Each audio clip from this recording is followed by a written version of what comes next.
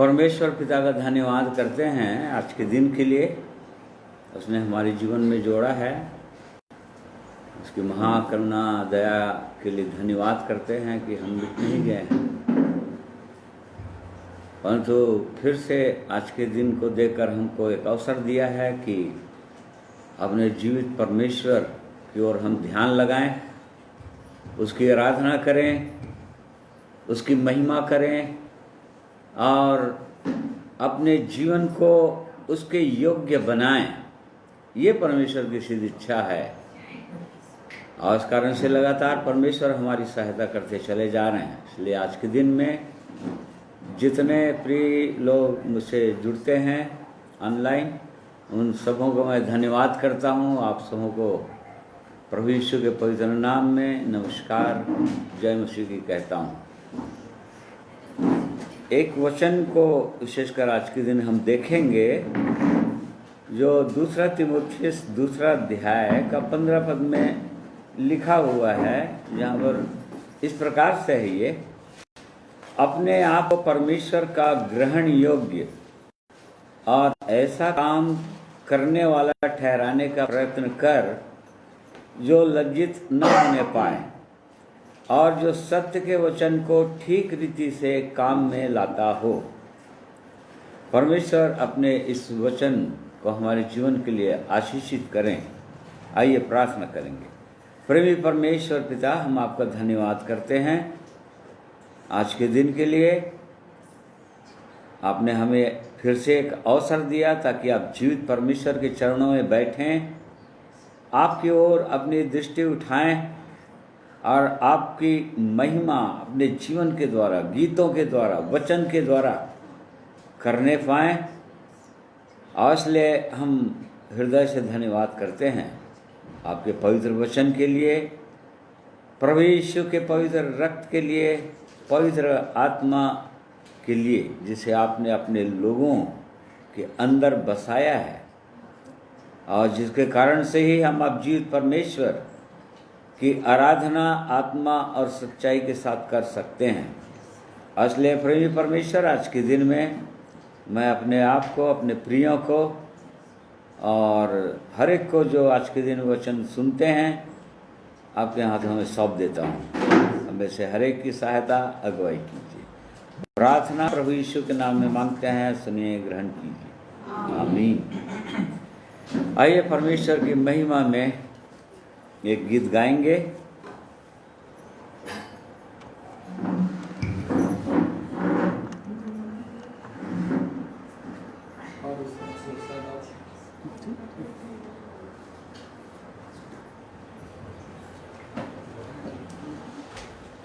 आइए हम सब प्रभु की महिमा करेंगे और परमेश्वर की महिमा में जो हम गीत जानते हैं, क्योंकि वो महिमा में परमेश्वर है, उस प्रभु की महिमा सदा मैं स्तुति करूंगा, सदा मैं सेवा करूंगा, इस गीत को गा करके करेंगे।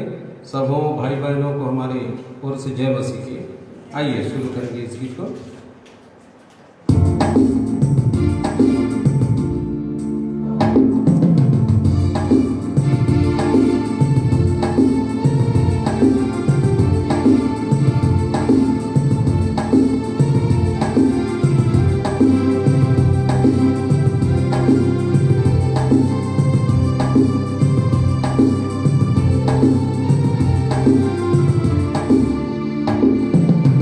सदा मैं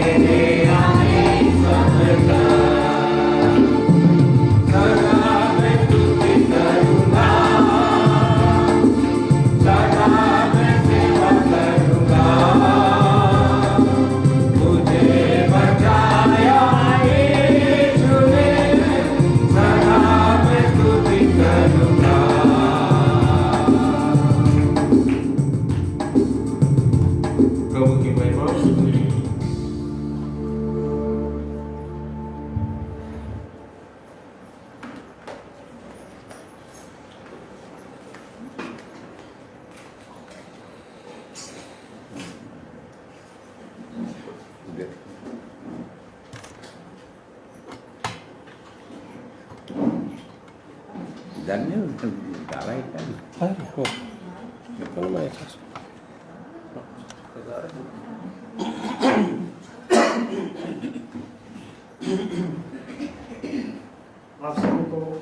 आप सबों को प्रभु यीशु मसीह में जय मसीह की।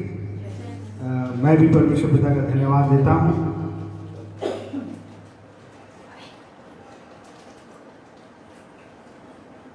कि उसने मुझे भी संभाला और आज का दिन दिखाया है।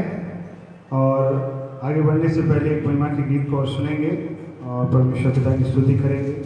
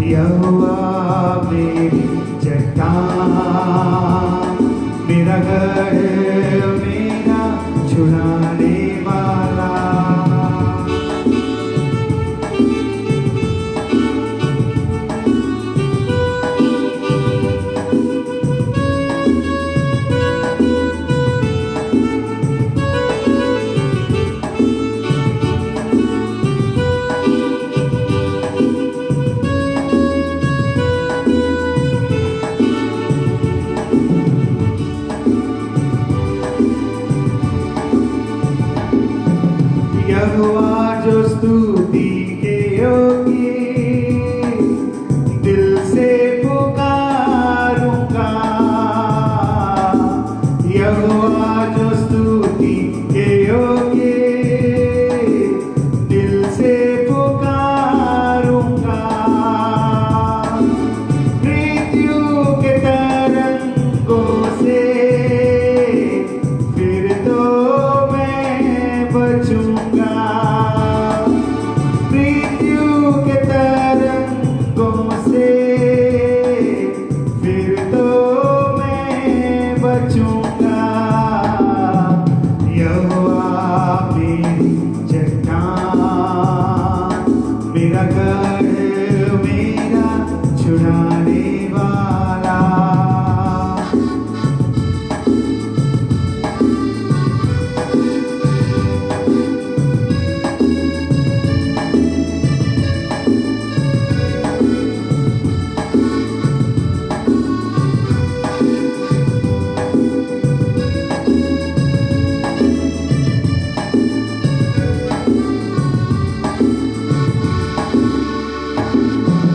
संकट में उसको पुकारो, क्रूस की ओर देखो। संकट में उसको पुकारो, क्रूस की ओर देखो। सुनकर उत्तर देगा, ढाढ़स तुम रखो। सुनकर उत्तर देगा, ढाढ़स तुम रखो। यहोवा मेरी चट्टान, मेरा गढ़, मेरा छुड़ाने वाला। यहोवा मेरी चट्टान, मेरा गढ़, मेरा छुड़ाने वाला। मेरा ऊंचा गढ़, मेरा शरण स्थान। मेरा ऊंचा गढ़, मेरा शरण स्थान।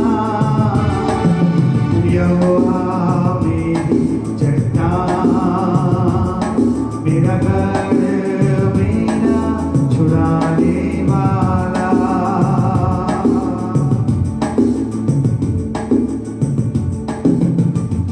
परमेश्वर पिता का धन्यवाद करता हूँ इस गीत के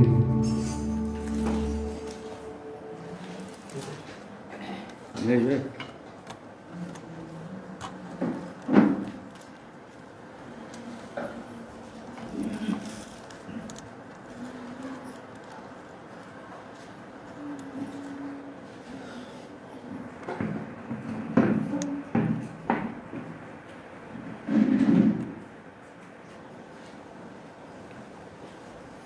सचमुच में हमारा परमेश्वर छुड़ाने वाला है और हमारा दृढ़ गढ़ है, और इस कारण से हमको डगमगाने की आवश्यकता नहीं, चाहे कैसो भी परिस्थितियां आए जीवन में। इन वचनों के द्वारा परमेश्वर हमें और ढाढ़स देते हैं, हमारे हियाव को बढ़ाते हैं, ताकि हम अपने उस जीवित परमेश्वर पर हमेशा दृढ़ भरोसा रखे रहें। और इसलिए परमेश्वर का धन्यवाद करते हैं उसके पवित्र वचनों के लिए। जैसा कि आज के दिन में हमने इस वचन को पढ़ा, इसको मनन करेंगे। यहाँ पर पौलुस प्रेरित तिमुथियुस को पत्र के द्वारा उसको उसकी सहायता कर रहे थे, उसको चिता रहे थे, उसको उठा रहे थे। दूसरा तिमुथियुस 2 का 15 पद में जैसा कि हमने पढ़ा, अपने आप को परमेश्वर का ग्रहण योग्य और ऐसा काम करने वाला ठहराने का प्रयत्न कर जो लज्जित ना होने पाए और जो सत्य के वचन को ठीक रीति से काम में लाता हो। यहाँ पर जबकि तीमुथियुस पौलुस का प्रिय पुत्र था, उसने अपने वचन में कहा आत्मिक पुत्र, उसके द्वारा वो जन्मा था आत्मिक रीति से, और उसको बहुत साल हो चुके थे सेवकाई में, उससे सेवा करता था। तीमुथियुस जवान था, और उसके बाद कई सालों के बाद भी पौलुस उसको इस तरह से चिताते रहता था, सावधान करते रहता था। इतने सालों के बाद भी बहुत ही सुंदर जीवन था इसका, परमेश्वर के भय में था, और जिसकी बड़ाई पौलुस ने किया, पौलुस की बड़ाई करता था, और परमेश्वर के सेवकों से अधिक। ऐसे जन को पौलुस बार बार चिताता है कि अपने आप को परमेश्वर का ग्रहण योग्य ठहराने का प्रयत्न कर। इसी तरह से हमारे लिए भी ये वचन है, यदि हम कई सालों से इस जीवन का अनुभव करते भी हैं, उद्धार का अनुभव है, और परमेश्वर के वचन की सेवा भी करते हैं, परमेश्वर के वचन के अनुसार चलते भी हैं, तो भी परमेश्वर इन वचनों के द्वारा हमारी सहायता करना चाहते हैं और भी। और वैसे ही वे लोग, उनके लिए भी परमेश्वर का ये वचन है जिनको परमेश्वर ने अभी तक ग्रहण नहीं किया, या जो लोग परमेश्वर के ग्रहण योग्य अभी तक नहीं ठहर पाए हैं, उनके लिए भी ये परमेश्वर का वचन है। इसलिए आज के दिन में परमेश्वर हमारी इन वचनों के द्वारा सहायता करना चाहते हैं कि हम अपने आप को देखें, अपने आप को जांचें कि क्या हम परमेश्वर की दृष्टि में ग्रहण योग्य हैं, परमेश्वर ने हमको ग्रहण किया है क्या। निश्चित रूप से जब एक व्यक्ति प्रभु यीशु पर विश्वास करता है, परमेश्वर पर विश्वास करता है, तो उसके चरणों में आता है, जैसे कि यूहन्ना 1:12 में हम पढ़ते हैं कि जब वो जीवित परमेश्वर पर विश्वास करता है, प्रभु यीशु को ग्रहण करता है, परंतु जितनों ने उसे ग्रहण किया, उसने उन्हें परमेश्वर की संतान होने का अधिकार दिया, अर्थात उन्हें जो उसके नाम पर विश्वास रखते हैं। हाँ, देखो, बहुतों को उसने ग्रहण नहीं किया और बहुत लोग उसको ग्रहण नहीं किए। ये इस्राएल के विषय में लिखा हुआ है 11 पद में कि जो उसके लोग थे, उसकी प्रजा थे, इब्राहिम के संतान थे वो लोग, उनके बीच में प्रभु यीशु आए, परंतु उन्होंने प्रभु यीशु को ग्रहण नहीं किया परमेश्वर के पुत्र के रूप में, उद्धारकर्ता के रूप में। ऐसे ही आज इस संसार में बहुत सारे लोग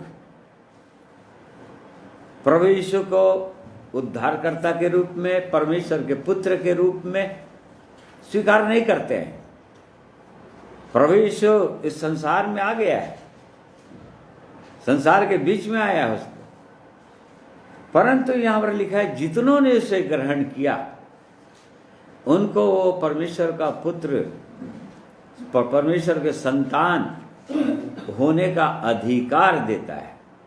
अर्थात उनको, जिनको वो परमेश्वर बुलाता है, अपने पास बुलाता है, तो निश्चित रूप से जो लोग प्रभु यीशु को स्वीकार कर लिए हैं अपने उद्धारकर्ता के रूप में, पूरा विश्वास करके कि वो प्रभु यीशु ही वो अनंत जीवन है, वो परमेश्वर का पुत्र है, उनको उसने ग्रहण कर लिया है। जिन्होंने प्रभु यीशु को ग्रहण कर लिया है उनको ये अधिकार मिल गया है कि वो परमेश्वर के संतान हो सकते हैं। अधिकार दिया लिखा है, संतान हो गए नहीं बोल रहा है, संतान होने का अधिकार दिया। पुत्र और पुत्रियां होने का अधिकार दिया। अब हो सकते हैं, अब वो क्वालिफिकेशन हो गया है कि हम हाँ इस किसी नौकरी में के योग्य, वो क्वालिफिकेशन है तो वही उसके लिए अप्लाई कर सकता है कि क्वालिफाइड है। अब ये बात अलग है कि उसका सिलेक्शन होता है कि नहीं उस पर्टिकुलर पोस्ट के लिए। उसी प्रकार से यहां पर भी है कि हमने तो ग्रहण किया है प्रभु यीशु को अपना मुक्तिदाता उद्धारकर्ता के रूप में, परंतु क्या उसने हमको ग्रहण किया है? परमेश्वर ने क्या हमको ग्रहण किया? ये हमको जानना है अपने व्यक्तिगत जीवन में, अपने हृदय की दशा को देखना है, क्योंकि यहां पर ऐसे ही बोल रहा है परमेश्वर के ग्रहण योग्य हमको ठहरना है। हर चीज हमारा परमेश्वर के ग्रहण योग्य ठहरना चाहिए। जैसे राजा दाऊद प्रार्थना करते थे, भजन संहिता 19 अध्याय साम 19 वर्ष 15 में 14 है शायद, हाँ 14। मेरे मुंह के वचन और मेरे हृदय का ध्यान तेरे सम्मुख ग्रहण योग्य हो। हाँ देखिए, यहाँ पर परमेश्वर के लोगों को ऐसे ही प्रार्थना करना चाहिए। हर समय परमेश्वर के लोग ऐसी प्रार्थना करते हैं जो लोग वास्तव में परमेश्वर के भय में, पवित्र जीवन में चलते हैं प्रतिदिन। उनको ऐसे ही प्रार्थना करना है प्रतिदिन कि मेरे मुंह के वचन और मेरे हृदय के ध्यान, हमारे मुंह से कैसे शब्द निकलते हैं, हमारी बोली भाषा कैसी है, और हमारे हृदय के अंदर कौन कौन सी बातें हैं, कैसे सोच विचार हैं, हम क्या सोचते हैं, क्या कल्पना करते हैं। देखो परमेश्वर का जन यहाँ पर वो प्रार्थना करता था परमेश्वर से, मेरे मुंह के वचन आपको ग्रहण योग्य होना चाहिए परमेश्वर। मेरे मुंह से कोई भी शब्द निकल जाए वो परमेश्वर ग्रहण नहीं करता है। ऐसे लोगों से दूर रहो बोलता है वो, बकवाद से दूर रहो बोलता है परमेश्वर।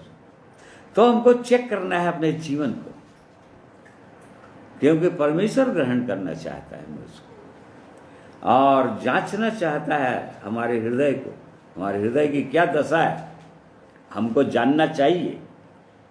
जैसे दूसरे जगह ये परमेश्वर के जन राजा दाऊद ने प्रार्थना किया, भजन 139 साम 139 23 and 24 में, हे परमेश्वर मुझे जांच कर जान ले, मुझे परख कर मेरी चिंताओं को जान ले और देख कि मुझ में कोई बुरी चाल है कि नहीं, और अनंत के मार्ग में मेरी अगुवाई कर। देखिए कैसी प्रार्थना है ये। इसका मतलब वो हर समय अपने जीवन के प्रति सजग रहता था, जागृत रहता था। परमेश्वर के लोगों को हर समय अपने जीवन के प्रति जागृत रहना चाहिए, ऐसी प्रार्थना करना चाहिए। परमेश्वर मुझको भी जांच कर जान ले। जांच कर जान ले कहने का मतलब, जब ऐसी प्रार्थना करेंगे तो परमेश्वर जांचेगा अवश्य। जांचेगा कहने का मतलब हमारे जीवन में कोई विपरीत परिस्थितियों को आने देगा और वहां पर हमको जांचेगा, हमको बताएगा कि देखो तुम यहां पर विफल हो गए, यहां पर तुम स्थिर नहीं रह सके। और इस प्रकार से हम जान जाएंगे कि नहीं प्रभु सच है कि मेरे हृदय के अंदर ये बातें हैं। और तब जब परमेश्वर जांचता है जब किसी मनुष्य को इस प्रकार से, और देखिए, और अनंत के मार्ग में मेरी अगुवाई कर, वो अनंत के मार्ग के विषय में वो जांच रहा है अपने जीवन को, बहुत सजग है। जिस मार्ग में मैं चल रहा हूं वो अनंत का मार्ग है, हमेशा हमेशा का अनंत जीवन का मार्ग है। परमेश्वर के लोग अनंत जीवन के मार्ग में चलते हैं, जहाँ पर परमेश्वर के साथ अनंत को व्यतीत करेंगे, परमेश्वर के लोगों के साथ अनंत व्यतीत करेंगे। इसलिए उस मार्ग की उसको चिंता है, परमेश्वर के लोगों को चिंता है जिस मार्ग में हम चल रहे हैं। अनंत के मार्ग में मेरी अगुवाई कर, अर्थात देख के मैं जिस जीवन को जी रहा हूँ, चल रहा हूँ, मेरी चाल कैसी है, मेरी बोली भाषा कैसी है, मेरा हृदय कैसा है। हे परमेश्वर तू जान। उसी का 1, 2, 3 भी पढ़ लीजिए। हे यहोवा, तूने मुझे जांच कर जान लिया है। तू मेरा उठना बैठना जानता है और मेरे विचारों को दूर ही से समझ लेता है। मेरे चलने और लेटने की तू भली भांति छानबीन करता है और मेरे पूरे चाल चलन का भेद जानता है। हाँ, देखिए, इसका मतलब वो जब ऐसी प्रार्थना कर रहा है परमेश्वर से, परमेश्वर को पुकार रहा है, इसका मतलब वो बहुत ही चौकस भी है अपने जीवन के प्रति। वो परमेश्वर से धन्यवाद दे रहा है, परमेश्वर को उससे प्रार्थना कर रहा है, हे परमेश्वर तू जानता है मेरे जीवन को, मेरा उठना बैठने को जानता है। मतलब वो कहाँ उठता है, कहाँ बैठता है, किनके साथ मिलता है, उनके साथ बातें कैसी करता है, वो उसके मुंह से कैसे शब्द निकलते हैं। चूंकि वो जांच रहा है और अनंत परमेश्वर के साथ बिताना चाह रहा है, और इस कारण से बहुत गंभीर है। परमेश्वर के लोगों को बहुत गंभीर होना ही चाहिए। ये परमेश्वर आज के दिन में हमारी इस तरह से सहायता करना चाहते हैं, क्योंकि परमेश्वर ग्रहण करना चाहिए ना एक मनुष्य को। यदि परमेश्वर हमको ग्रहण नहीं करेगा तो क्या मतलब होगा? कुछ भी मतलब नहीं होगा। 2 कुरिन्थी 6वां अध्याय उसका 14 पद से आगे देखते हैं। 2 Corinthians 6:14 onwards।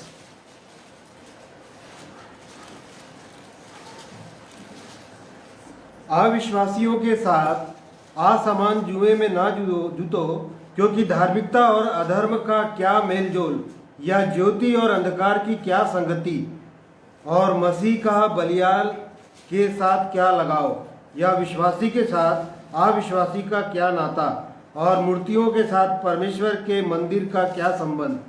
क्योंकि हम तो जीवते परमेश्वर के मंदिर है, जैसा परमेश्वर ने कहा है, मैं उसमें चलूँगा और उसमें चला फिरा करूँगा, और मैं उनका परमेश्वर होऊंगा और वे मेरे लोग होंगे।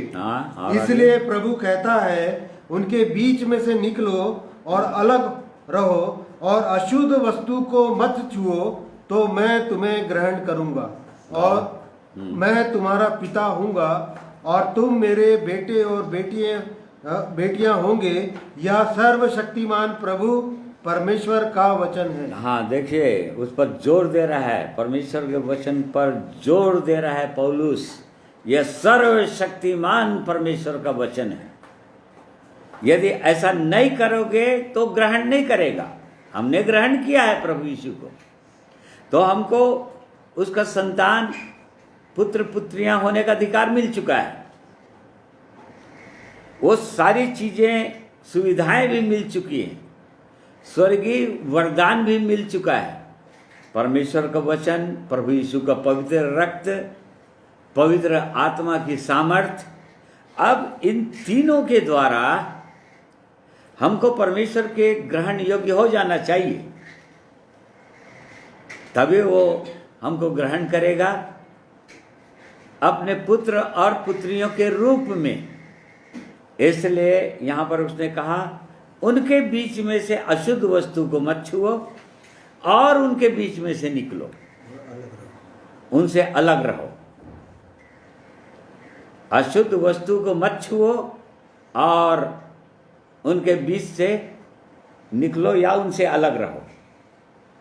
मतलब एक एकदम अलग जीवन, एकदम भिन्न जीवन है। कोई अशुद्ध चीज हमारे जीवन में नहीं होना चाहिए, क्योंकि प्रकाशित वाक्य 20 अध्याय में पढ़ते हैं, वहां पर कोई अशुद्ध चीज नहीं जाएगा।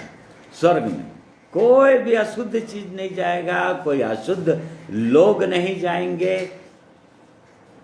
इसलिए परमेश्वर अपने लोगों को तैयार करना चाह रहा है। हमको समय इसीलिए दे रहा है ना। ओ प्रभु यीशु धीरज इसलिए धर रहा है, वो धीरज अपने लोगों के लिए धर रहा है, वो ताकि उसके लोग तैयार हो जाएं, उसकी कलीसिया अर्थात उसकी दुल्हन तैयार हो जाए, इस योग्य हो जाए कि वो परमेश्वर के साथ सदा सर्वदा के लिए रहें। इसलिए अपने जीवन में हमको देखना है कोई अशुद्ध चीजें तो नहीं है हमारे जीवन में जिनसे परमेश्वर घृणा करता है, या अशुद्ध लोग, या जैसे कि वचन लिखे खतना रहित लोग। खतना रहित लोग कहने का मतलब जो परमेश्वर को नहीं जानते, परमेश्वर के साथ नहीं, वो जानते नहीं, प्रभु यीशु पर विश्वास नहीं करते, उनका सा व्यवहार उससे अलग रहो बोल रहा है। अपने व्यवहार के द्वारा उनको बताओ कि ये पवित्र जीवन है, ये परमेश्वर का जीवन है। अलग रहकर, अलग प्रकट करके अपने आप को, ये परमेश्वर की इच्छा है तब तो ग्रहण करेगा, नहीं तो ग्रहण नहीं करेगा। वो पुत्र पुत्रियों के रूप में ग्रहण नहीं करेगा। हमने ग्रहण किया है उसको, संतान होने का अधिकार हमको मिल गया है, परंतु अब इसी कारण से बहुत गंभीर होकर परमेश्वर की अगुवाई, पवित्र आत्मा की अगुवाई एक विश्वासी को चाहिए। एक विश्वासी को हर समय अपने हृदय की दशा को जांचना है, देखना है, बोली भाषा को देखना है, उसके मुंह से कैसे शब्द निकलते हैं, और हृदय के अंदर कौन सी बातें हैं। मनुष्य के अंदर बोलता कुछ है, मनुष्य अंदर कुछ रहता है, कपट रहता है। इस बात को जांचने के लिए बोल रहा है परमेश्वर। आज हमको जांचना है, क्योंकि हम सब एक दिन परमेश्वर के योग्य ठहरना चाहते हैं और चाहते हैं कि परमेश्वर के साथ रहें, परमेश्वर हमारे जीवन से प्रसन्न हो। क्योंकि दूसरा ग्रंथी 10 उसका 18 पद भी पढ़िए तो वो परमेश्वर हमसे प्रसन्न होना चाहिए, परमेश्वर के लोगों से प्रसन्न होना चाहिए और हम उसके ग्रहण योग्य ठहरना चाहिए।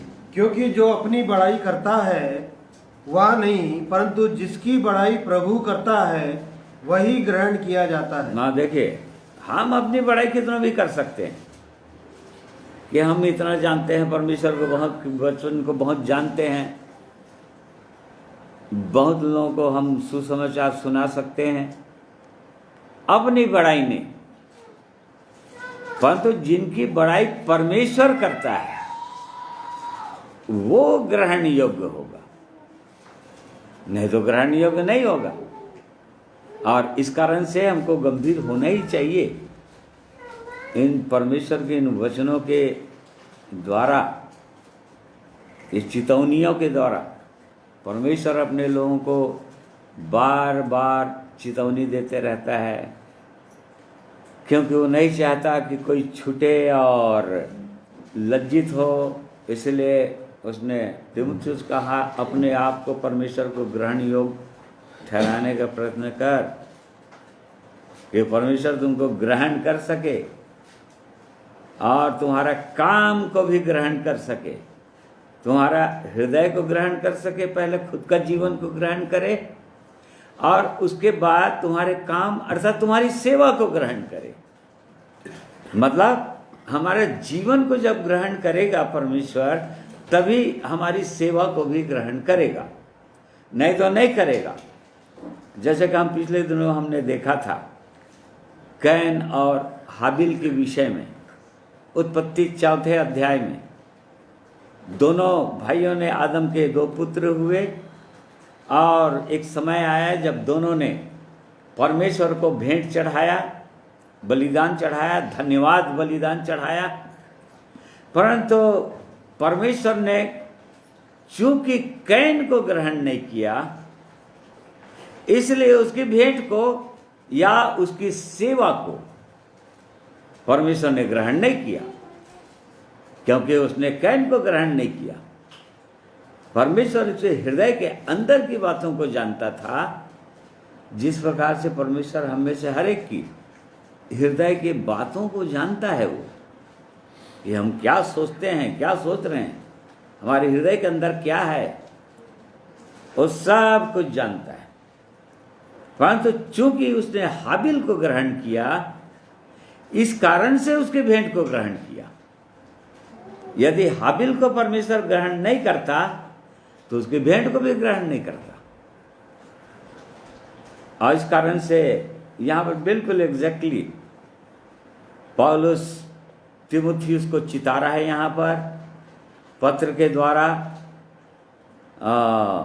कि अपने आप को ग्रहण योग्य ठहरा। पहले परमेश्वर तुझे ग्रहण करना चाहिए और तब तेरी सेवा को भी ग्रहण करेगा, तेरे कामों को भी ग्रहण करेगा, और तब फिर उस दिन तू लज्जित नहीं होगा। नहीं तो उस दिन लज्जित हो जाएगा। बहुत सारे लोग लज्जित हो जाएंगे। पहला कुरिन्थियों 3 में लिखा हुआ है, यदि जलते जलते वो लोग बच भी गए। बहुत से लोग कभी बहुत सुंदर जीवन उन्होंने सौंपा था, पाया था, और अपने जीवन को संभाल के रख लिया था, परंतु जो सेवा करते थे वो घास फूस काट ऐसी सेवा करते थे, जलने योग्य सेवा। तो उनकी सेवा तो खत्म हो गया, आग में जल गया। निकाले हुए पढ़ो भाई। तो हर एक हाँ, तो हर एक का काम प्रकट हो जाएगा, क्योंकि वह दिन उसे बताएगा, इसलिए कि आग के साथ प्रकट होगा, और वह आग हर एक के का काम परखेगी कि कैसा है। जिसका काम उस पर बना हुआ स्थिर रहेगा वह मजदूरी पाएगा। यदि किसी का काम जल जाएगा तो वह हानि उठाएगा, पर वह आप बच जाएगा, परंतु जलते जलते। ना देखो, जलते जलते मतलब बच गए तो बच गया, और नहीं तो मुश्किल है। और लज्जित तो हो गई, हानि तो उठाना ही पड़ेगा, क्योंकि जो सेवा किया वो परमेश्वर को ग्रहण नहीं, परमेश्वर ने उसको ग्रहण नहीं किया। और इसी कारण से तीमुथियुस को पौलुस चिता रहा है, क्योंकि खुद अनुभवी है अपने जीवन से। और आज हमको भी इस वचन के द्वारा चिताना चाह रहा है परमेश्वर, पवित्र आत्मा, कि हम भी अपने आप को परमेश्वर के ग्रहण योग्य ठहराएं, ऐसा बलिदान चढ़ाएं, हमारा हृदय ऐसा हो, साफ हो, हमारा विवेक एकदम शुद्ध हो परमेश्वर की दृष्टि में, परमेश्वर के साथ और वैसे ही मनुष्यों के साथ भी। तभी वो हमको ग्रहण करेगा और तभी हमारी सेवा को ग्रहण करेगा, तभी हमारे कामों को ग्रहण करेगा, अन्यथा नहीं तो हम भी एक दिन लज्जित हो जाएंगे। तो इस प्रकार से परमेश्वर लगातार अपने लोगों को अपने पवित्र वचनों के द्वारा चिताते ही रहते हैं, चिता रहे लगातार। और उद्देश्य एक ही है परमेश्वर का, कि उसके लोग सिद्ध हो जाए,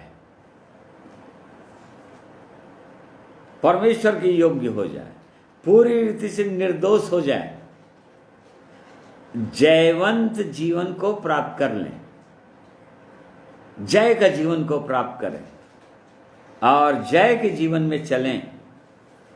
ये परमेश्वर की इच्छा है अपने लोगों के लिए। इस कारण से ऐसे वचनों के द्वारा परमेश्वर लगातार अपने लोगों की सहायता करना चाहते हैं, और इस कारण से हमको बहुत ही गंभीर होकर अपने अपने जीवनों को जांचने की आवश्यकता है कि क्या परमेश्वर मुझे ग्रहण कर रहा है, मेरी सेवा को ग्रहण कर रहा है कि नहीं कर रहा है, मेरे बलिदान को ग्रहण कर रहा है। जैसे पहला पत्रस 2 अध्याय उसका 5वां पद पढ़िए। First Peter 2:15 verse 5।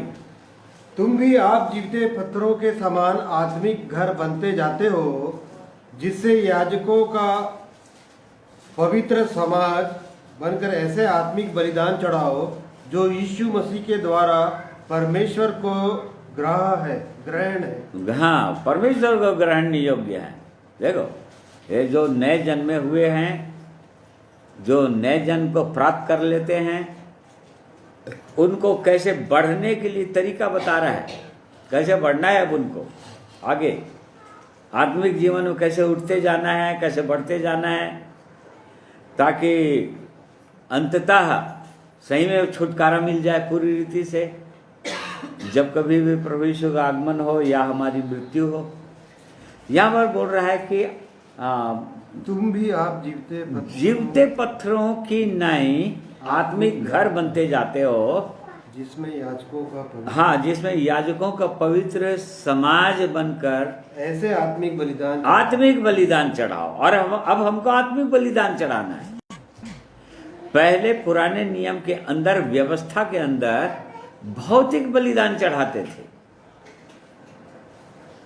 भौतिक बलिदान चढ़ाते थे कहने का मतलब, भेड़ बकरियों को, यदि किसान हैं तो अपने किसानी का, अपनी उपज का, खेती का उत्तम से उत्तम चीज, जैसे कि कैन ने चढ़ाया था, उसको चढ़ाते थे वो लोग पुराने नियम के व्यवस्था के अंदर।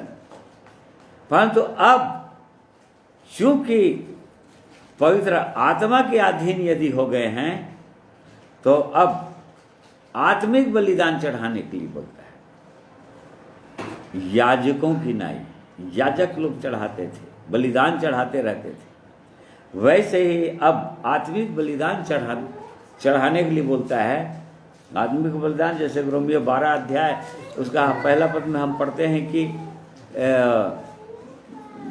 पौलुस रोमियो को अब स्मरण दिला रहा था। इसलिए हाँ, हे भाइयों, मैं तुमसे परमेश्वर की दया स्मरण दिलाकर विनती करता हूँ कि अपने शरीरों को जीवित और पवित्र और परमेश्वर को भावता हुआ बलिदान करके चढ़ाओ, यही तुम्हारी आत्मिक सेवा है। देखो, अब इस प्रकार से चढ़ाना है आत्मिक बलिदान, क्योंकि याजक परमेश्वर की दृष्टि में याजक सबको ठहराता है। जितने लोग उद्धार का अनुभव करते हैं नए नियम के अंदर, वे सब लोग परमेश्वर के याजक कहलाते हैं। इसी कारण से कलीसिया को याजकों का समाज भी बोलता है। अब हम याजकों के समाज बन गए। अब हमारा जो जिन समाज से हम निकल कर आए हैं, अब वो हमारा समाज नहीं है। अब हम याजकों के समाज बन गए, परमेश्वर की प्रजा बन गए, परमेश्वर के लोग बन गए। अब याजक लोग बलिदान चढ़ाते थे, अब हमको बलिदान चढ़ाना है। और इस कारण से जबकि बलिदान चढ़ाना है, तो कैसे बलिदान चढ़ाना है बोल रहा है? जीवित, पहले तो अपने आप को, हर समय अपने आप को पहले बोलता है प्रभु। कभी भी बोला, किसी को भी बोला, तो पहले अपने आप को बोलता है। हमको पहले अपने आप को चढ़ाना है परमेश्वर को, जीवित, पवित्र, परमेश्वर को भावता हुआ। मतलब ऐसा बलिदान, ऐसा जीवन कि परमेश्वर को भाए, नहीं तो परमेश्वर को भाएगा नहीं। जैसे कि या परमेश्वर ग्रहण नहीं करेगा। जैसे कि मलाकी नबी की पुस्तक में एक अध्याय, उसका देखिए 7वां 8वां पद है क्या?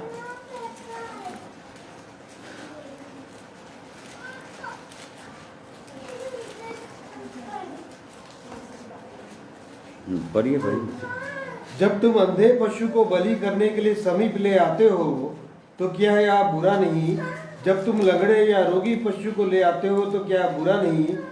अपने हाकिम के पास ऐसी भेंट ले जाओ, क्या वह तुमसे प्रसन्न होगा या तुम पर अनुग्रह करेगा? सेनाओं के यहोवा का यही वचन। हाँ, कैसा भेंट, कैसे भाई? उसके ऊपर कैसा तुम भेंट मेरी वेदी पर अशुद्ध भोजन चढ़ाते हो। देखो, यहाँ पर परमेश्वर पुराने नियम के व्यवस्था के या इस्राएलियों को, यहूदियों को अपने इस नबी, आखिरी नबी मलाकी के द्वारा अपना आखिरी संदेश वो परमेश्वर दे रहा था और ये बोल रहा था कि परमेश्वर तुमको ग्रहण नहीं करेगा क्योंकि तुम उसके योग्य ठहरे नहीं। क्यों? क्योंकि तुमने क्या चढ़ा दिया? तुमने मेरी वेदी पर अशुद्ध भोजन चढ़ाते हो। अशुद्ध भोजन चढ़ाते हो तो भी तुम पूछते हो हम किस बात में तुझे अशुद्ध ठहराते हैं। हाँ, इस बात में भी कि तुम कहते हो कि यहोवा की मेज तुच्छ है। जब तुम अंधे पशु को बलि करने के लिए समीप ले आते हो तो क्या यह बुरा नहीं? जब तुम लंगड़े या रोगी पशु को ले आते हो तो क्या यह बुरा नहीं?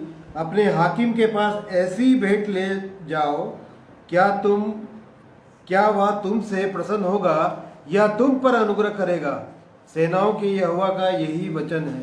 हाँ, परमेश्वर साफ साफ बोल रहा था ये अंतिम नबी के द्वारा, और उसके बाद फिर 400 साल तक शांत रहा परमेश्वर, किसी नबी को नहीं भेजा, फिर एकदम शांत। उसके बाद यूहन्ना बपतिस्मा देने वाले को नबी को भेजा, परंतु ये आखिरी समय में इनको साफ साफ बता दे रहा था कि परमेश्वर तुम लोगों से प्रसन्न हुआ नहीं। बहुत अवसर दिया तुमको परमेश्वर, बार बार अवसर देता रहा, परंतु तुमने अशुद्ध भोजन को चढ़ाया, अंधे पशु को चढ़ाया, लंगड़े और रोगी पशु को तुम बलिदान करने के लिए ले आए। ऐसे याजकों को बोल रहा था। आज कारण से परमेश्वर तुमको ग्रहण नहीं करेगा। इसी प्रकार से आज भी परमेश्वर अपने लोगों को बोल रहा है। अब चूंकि आत्मिक रीति से हम देखते हैं, ये सब छाया था, ये हमारे लिए दृष्टांत था, पुराना नियम। अब अंधा पशु, लंगड़ा पशु, अब किनको बोल रहा है? वो हम ही को बोल रहा है, अपने लोगों को बोल रहा है। बहुत सारे लोग किसी को परमेश्वर के पास लाते हैं, वेदी पर लाते हैं, या उसको देह में जोड़ते हैं और देखते नहीं कि वो अभी भी अंधा है, अभी भी लंगड़ा है, अभी भी लूला है, गूंगा है, बोलता तो कुछ है नहीं, कोई गवाही है नहीं उसके जीवन में, कोई मन परिवर्तन तो है नहीं उसके जीवन में, अभी भी अंधा सा जीवन है। ऐसे पशु को तुम बलि चढ़ाते हो, ओ परमेश्वर तुमसे प्रसन्न नहीं हूं, बोल दिया। तुम मेरा आदर नहीं करते हो, तुम मेरा भय नहीं मानते हो, उसने कहा 6 पद में। और इसी कारण से तुम जो पशु भी लाते हो, तुम जो बलिदान भी तुम चढ़ाना चाहते हो, मैं उसको भी ग्रहण नहीं करूंगा। क्या तुम अपने हाकिम के पास, किसी संसारी हाकिम के पास ऐसा भेंट को ले जाओगे जो एकदम अशुद्ध हो? क्या वो तुमसे प्रसन्न होगा? क्या उस भेंट को ग्रहण करेगा? नहीं कर सकता। इसी कारण से परमेश्वर उनको बताना चाह रहा था, और ये बताना चाह रहा था कि नहीं, तुम्हारे साथ सब कुछ गड़बड़ हो गया है और इसलिए मैं नहीं ग्रहण करूंगा। 10वां पद पढ़ो मलाकी नबी का। भला होता कि तुम में से कोई मंदिर के किवाड़ों को बंद करता कि तुम मेरी वेदी पर व्यर्थ आग जलाने ना पाते। सेनाओं के यहोवा का यही वचन है, मैं तुमसे कदापि प्रसन्न नहीं हूँ और ना तुम्हारे हाथ से भेंट ग्रहण करूंगा। अपने हाथ से तुम्हारे भेंटों को ग्रहण करूंगा ही नहीं। क्यों? क्योंकि तुम न तो पिता का और न ही स्वामी का आदर किए और न ही भय माना। और ये परमेश्वर पवित्र है, उसको पवित्र तुमने ठहराया नहीं अपने जीवन से, अपने कार्यों से।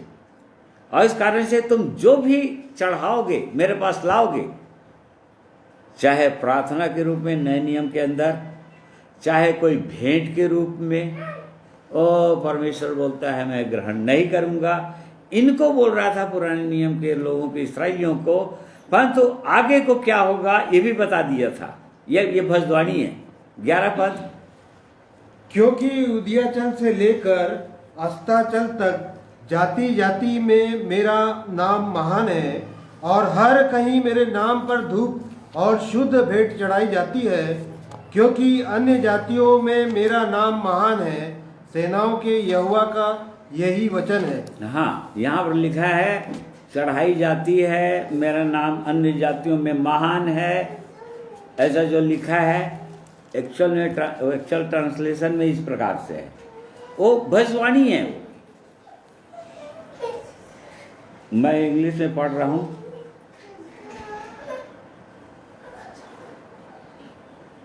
Who is there even among you who would shut the doors, so that you would not kindle fire on my altar in vain? I have no pleasure in you, says the Lord of hosts, nor will I accept an offering for your hands. 11 पद में लिखा हुआ है, For from the rising of the sun even to its going down, my name shall be great among the Gentiles.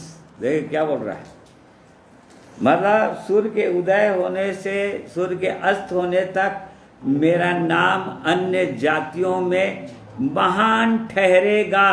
भविष्य की बात बोल रहा था वो। ये इस्राएलियों को बता रहा था परमेश्वर अपने नबी के द्वारा कि तुमको परमेश्वर ने ग्रहण नहीं किया, तुम्हारी भेंटों को ग्रहण नहीं किया, परंतु अब मेरे नाम को जो अन्य जातियां मेरे नाम को लेंगे मैं उनको स्वीकार करूंगा, ग्रेट कहलाएंगे वो लोग। In every place incense shall be offered to my name. हर जगह, दुनिया के हर जगह मेरे नाम से बलिदान चढ़ाए जाएंगे। और आज हम देखते हैं कि चारों सारी दुनिया में प्रभु यीशु के नाम को लेते हैं लोग, प्रभु यीशु के चरणों में आ रहे हैं, अपना जीवन सौंप रहे हैं, अपने हृदय रूपी भेंट, अपने आप को, अपना जीवित भेंट परमेश्वर को चढ़ा रहे हैं।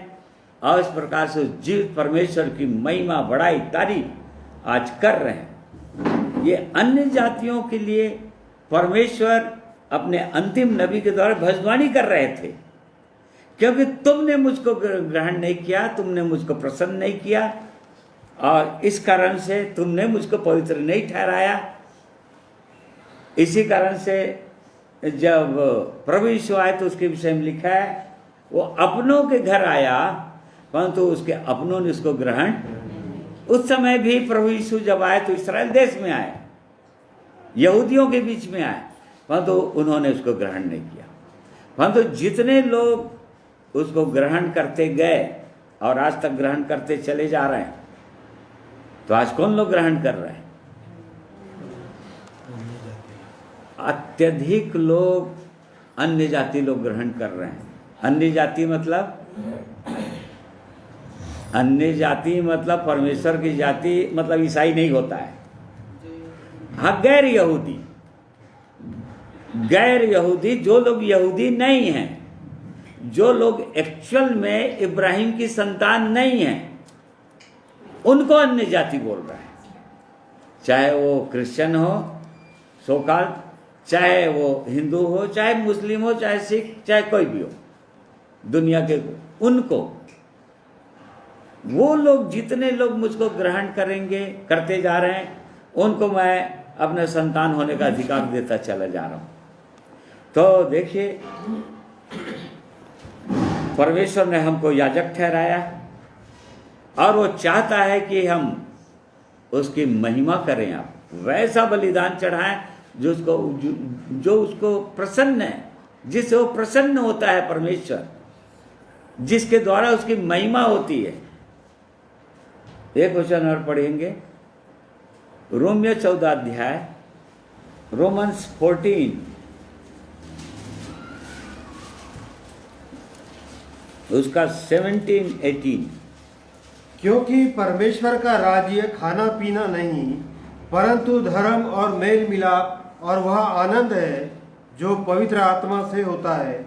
जो कोई इस रीति से मसीह की सेवा करता है वह परमेश्वर को भाता है और मनुष्यों में ग्रहण योग्य ठहरता है। हाँ, देखिए, यदि परमेश्वर, हम चाहते हैं कि परमेश्वर को भाए, परमेश्वर प्रसन्न हो जाए हमारे जीवन से और हमारी सेवा से, हमारे कामों से, तो कैसे प्रसन्न होगा बोल रहा है?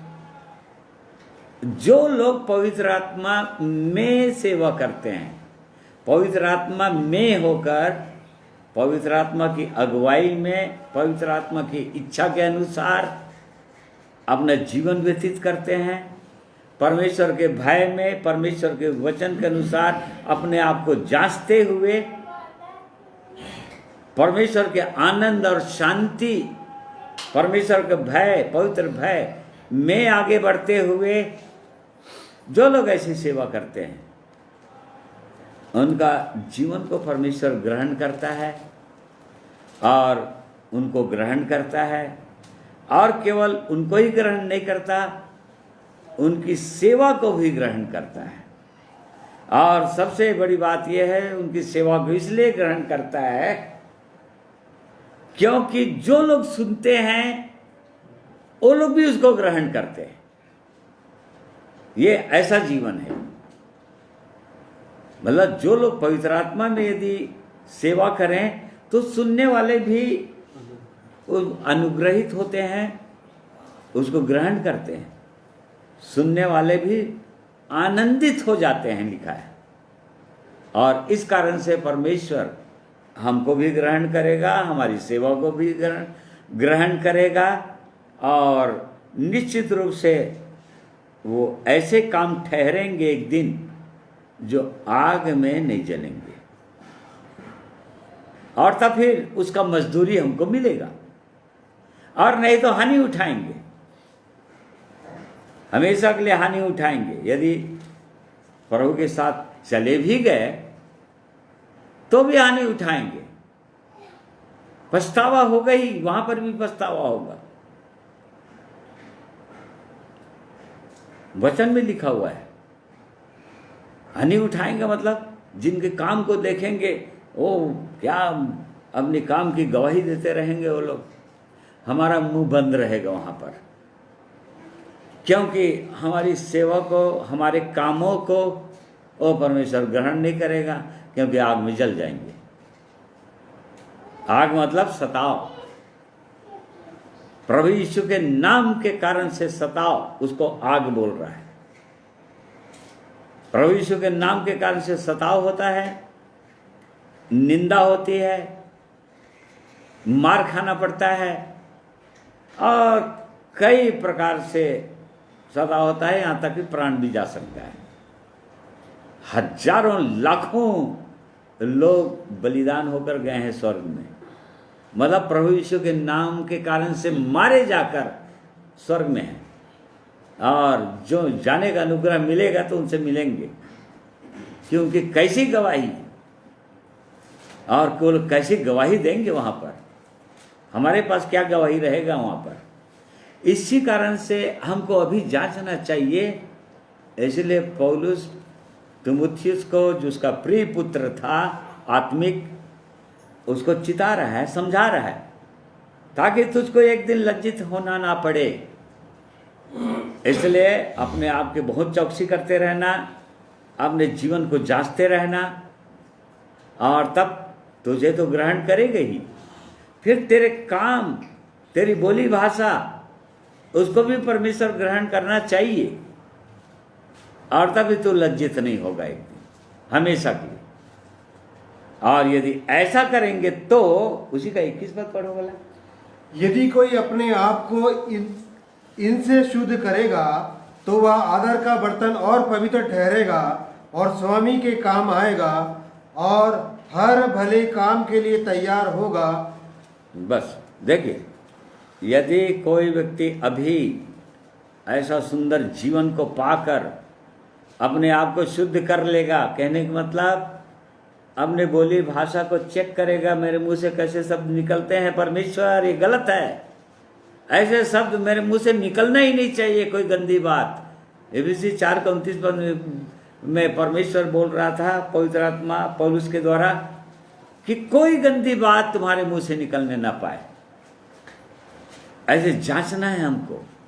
यदि हम अभी शुद्ध कर लेते हैं, पौलुस को बोल रहा था, तीमुथियुस को पौलुस बोल रहा था, यदि तू अपने आप को इस रीति से शुद्ध यदि कर लेता है तो परमेश्वर का योग्य बर्तन ठहरेगा, स्वामी के काम आएगा और तेरे जीवन के द्वारा परमेश्वर को महिमा मिलेगी और बहुत सारे लोग आशीषित होंगे, उद्धार पाएंगे, उस जीवित परमेश्वर के पास आ जाएंगे और योग्य हो जाएंगे कि वो लोग भी अनंत परमेश्वर के साथ व्यतीत करें।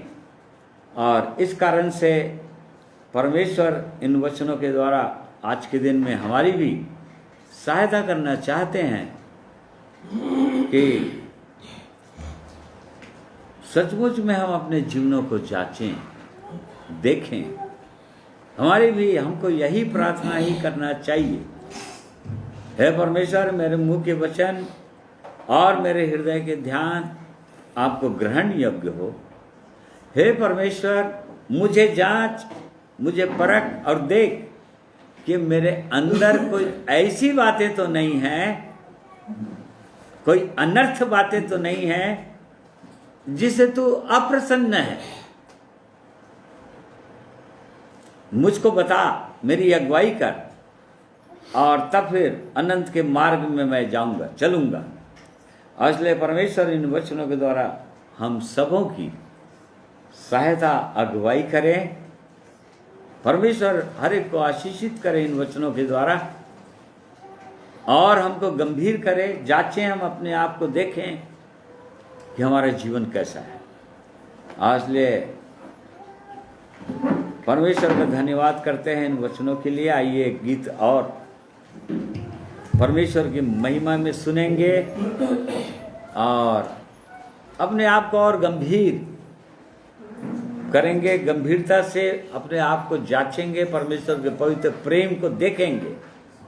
परमेश्वर हमेशा हर एक की सहायता अगुवाई करे।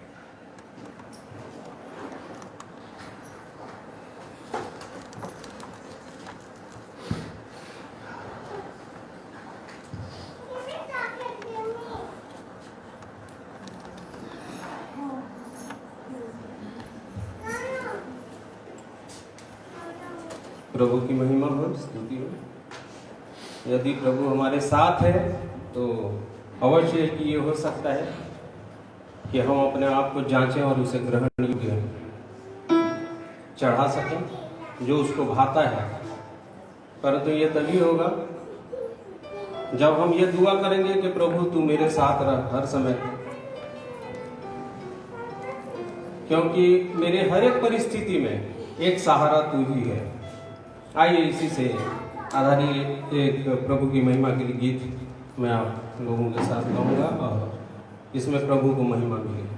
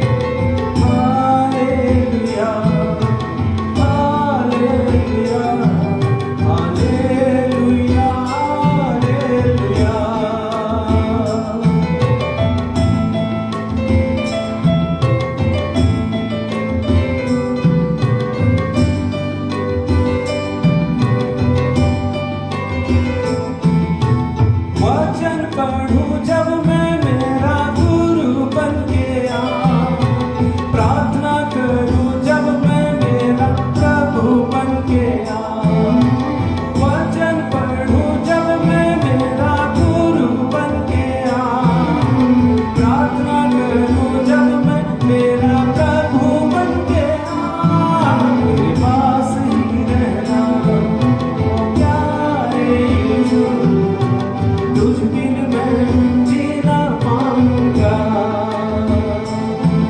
मेरे पास ही रहना ओ प्यारे यीशु, तुझ बिन मैं जीना पाऊंगा। हालेलुया, हालेलुया, हालेलुया, हालेलुया, गाइए। Hallelujah, hallelujah, hallelujah, hallelujah, hallelujah, hallelujah, hallelujah, hallelujah. प्रभु की महिमा, प्रभु का धन्यवाद।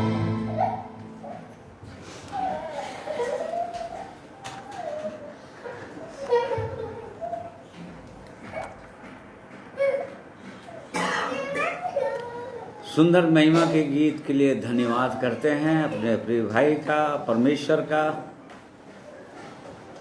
कि उसकी यही इच्छा है कि हमारी यही प्रार्थना हो हर समय कि हमारा परमेश्वर हमारे साथ रहे, हमारे निकट रहे,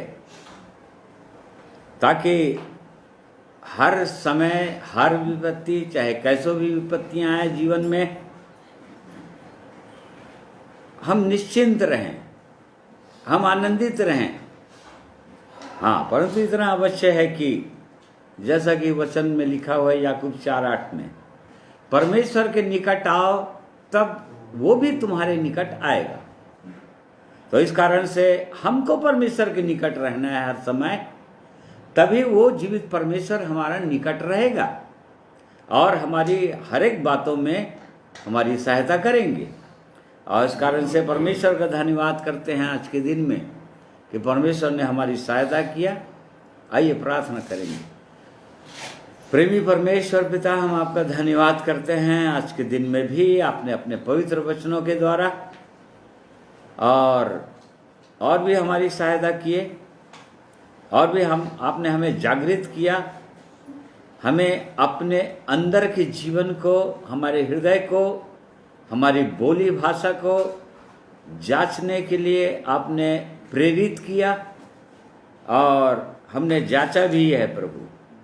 और भी आगे सहायता कीजिए अपने लोगों की कि लगातार जांचते रहें, आपके निकट ही रहें, ताकि आप जीवित परमेश्वर हम सबों के निकट बने रहें। और प्रभु हम आप में होकर निश्चिंत रहें, आनंदित रहें, आशीषित रहें। और इस कारण से आज के दिन में आपने हमारी सहायता किया आपके पवित्र वचन को सुनने के लिए, बोलने के लिए, और वैसे ही महिमा के गीतों को गाने में आपने भाइयों की सहायता किया, बहनों की सहायता किया। आपका धन्यवाद करता हूँ। आगे भी प्रभु जी आपकी सहायता निरंतर हमको मिलती रहे। ये प्रार्थना प्रभु यीशु के पवित्र नाम में मांगते हैं, सुनिए, ग्रहण कीजिए। आमीन। हौसले आप सबों का धन्यवाद करता हूँ, प्रिय भाइयों और बहनों, जितने लोग मेरे साथ ऑनलाइन जुड़े हैं और यहाँ पर कुछ लोग उपस्थित होकर भी आपके पवित्र वचन को सुने हैं, परमेश्वर के वचन को। आप सबों को मैं धन्यवाद करता हूँ। प्रभु यीशु के पवित्र नाम में आप सबों को जय मसीह कहता हूँ।